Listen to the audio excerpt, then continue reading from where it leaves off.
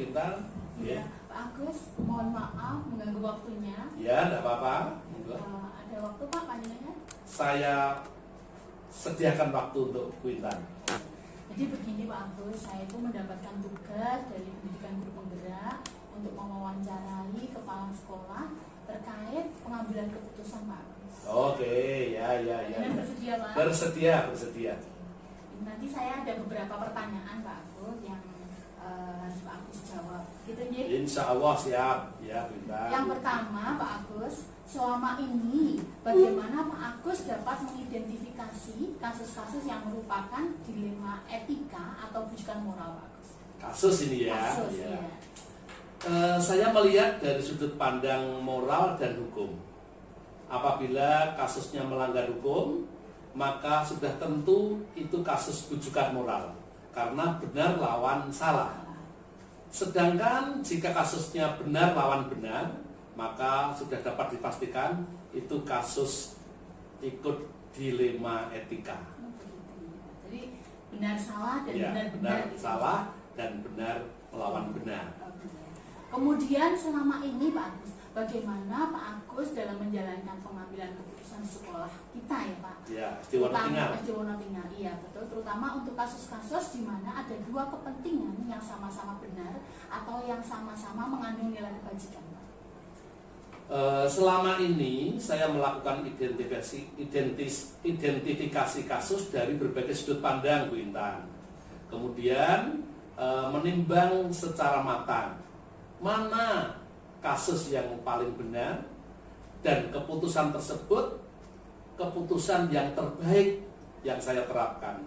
Jadi tidak ada yang merasa dirugikan. Jadi identifikasi dulu ya Pak. Ya. Kemudian langkah-langkah Pak, langkah-langkah atau prosedur seperti apa yang Pak Agus lakukan selama ini Pak? Kalau langkah-langkahnya yang dilakukan, yang pertama mengidentifikasi permasalahan. Kemudian yang kedua menentukan penyebab terjadinya masalah tersebut. Kemudian yang ketiga menentukan siapa yang nantinya ikut terlibat. Kemudian yang keempat menanyakan kepada orang-orang terdekat. Kemudian yang kelima membuat beberapa solusi untuk mengambil keputusan.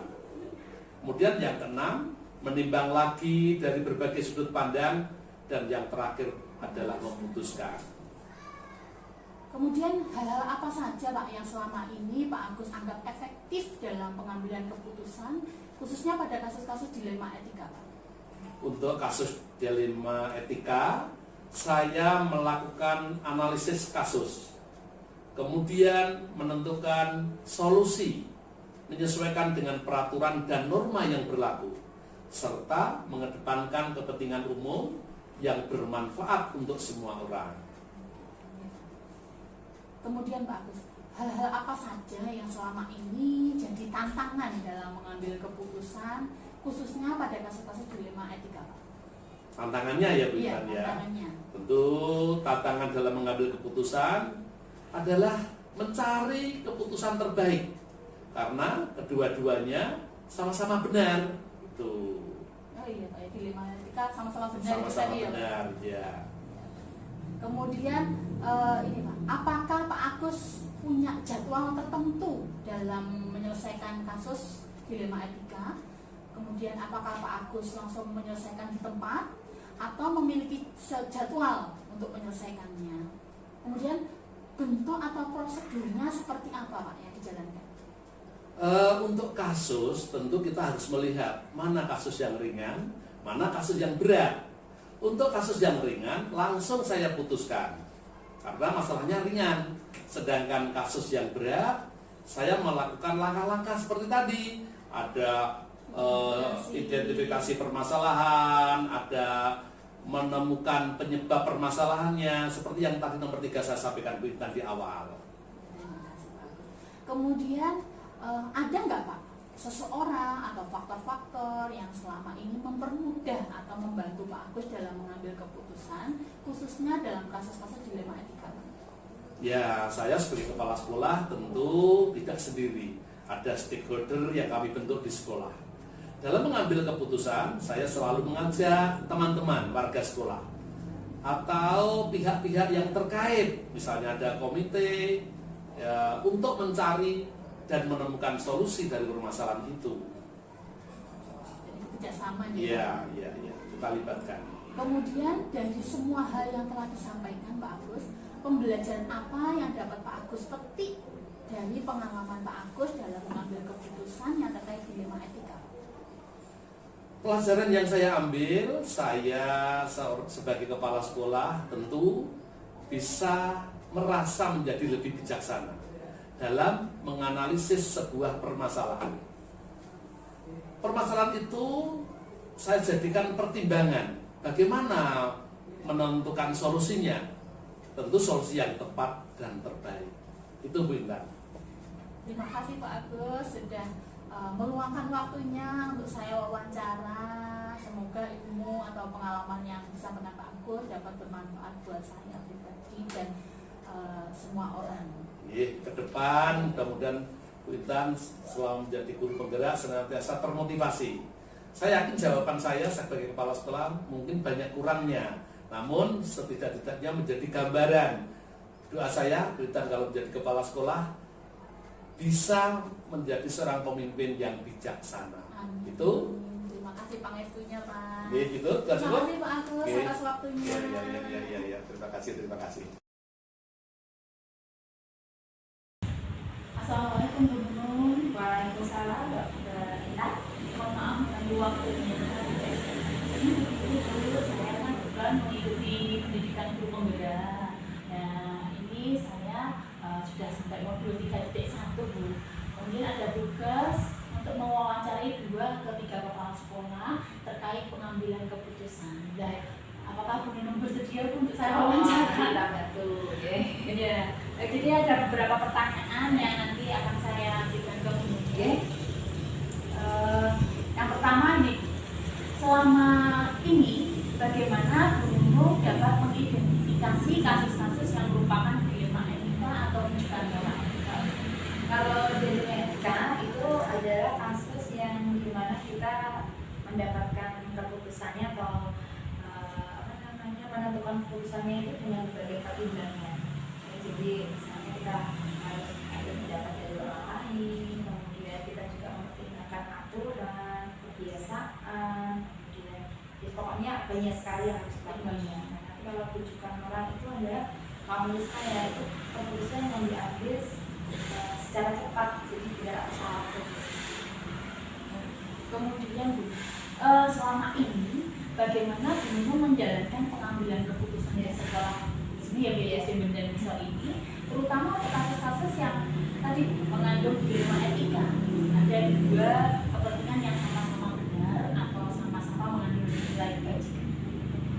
Karena yang pertama itu karena saya memang belum lama di sini, jadi langkah yang saya lakukan untuk itu ya saya meminta pendapat. Jadi saya cenderung kembali atau meminta pendapat dari warga sekolah, kemudian dari pendapat-pendapat warga di sekolah atau guru-guru itu keputusan saya yang akan nanti bisa saya lakukan. Kemudian langkah-langkah seperti apa yang biasanya Bu Nunung lakukan? Langkah harusnya itu memikirkan dampak positifnya. Jadi apa nanti yang akan saya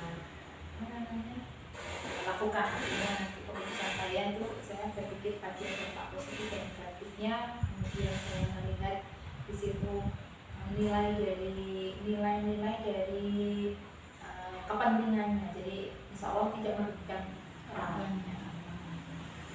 Kemudian hal-hal apa saja yang selama ini Bu Nunung anggap efektif dalam mengambil keputusan, khususnya dalam kasus-kasus dilema etika? Yang pertama pasti kalau ada kasus-kasus kita mengidentifikasi dulu ya. Kasusnya kita identifikasi, kemudian setelah diidentifikasi kita mengumpulkan informasi dari kasus itu ya. Mengumpulkan dari mana ya, dari stakeholder yang ada, dari sekitar kita. Kemudian menentukan sebuah keputusan itu juga pertimbangannya. Jadi sudah saya katakan tidak merugikan orang lain yang kita utamakan. Kemudian hal apa saja yang selama ini yang jadi tantangan dalam mengambil keputusan dalam kasus-kasus dilema etika? Kalau tantangannya ketika ini pengalaman saya ya di sini, jadi ketika kami mengambil keputusan ya walaupun dengan banyak pertimbangan sampai kemudian muncul rasa ketidakadilan itu banyak dirasakan. Kalau kalau sampai ke kami pada itu juga keputusan yang kita ambil itu sebenarnya sudah terbaik. Tapi ya kalau saya sih tidak jadi masalah karena kan orang kan banyak kemudian perbedaan pendapat ketika kami untuk masuk ke keputusan berbeda pendapat itu ada dan pastinya muncul gitu ya, itu panggilnya kita karena kan di dalam pendidikan kita di guru pembeda yang bermain adalah pengolahan emosi. Pengolahan emosi sosial emosionalnya itu kita mainkan di situ ya. Karena kan kita berhadapan dengan orang banyak dengan karakter yang berbeda-beda. Kemudian ada tidak jadwal tertentu untuk menyelesaikan satu kasus dilema etika? Apakah langsung diselesaikan di tempat, ataukah ada jadwal tertentu ya? Terus kemudian bentuk prosedurnya seperti apa? Kalau jadwal selama kita ada masalah, ada kasus di sini itu saya tidak menjadwalkan. Jadi ketika memang ada problem, ada konflik di sekolah ya, kami pendekatan. Jadi kami memanggil, kemudian menggali informasi, kemudian ya karena kan saya pikir saya itu kalau kita ada pendekatan itu kan jauh lebih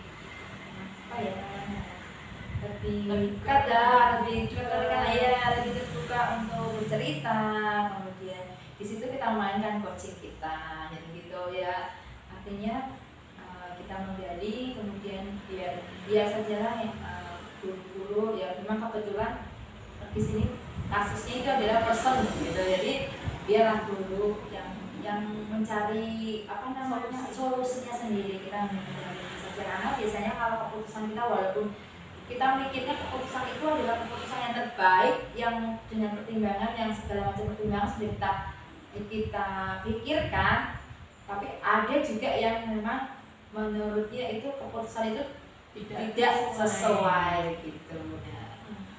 Kemudian ada tidak seseorang atau faktor-faktor yang selama ini mempermudah atau membantu Bu Nunun dalam pengambilan keputusan dalam kasus-kasus dilema etika?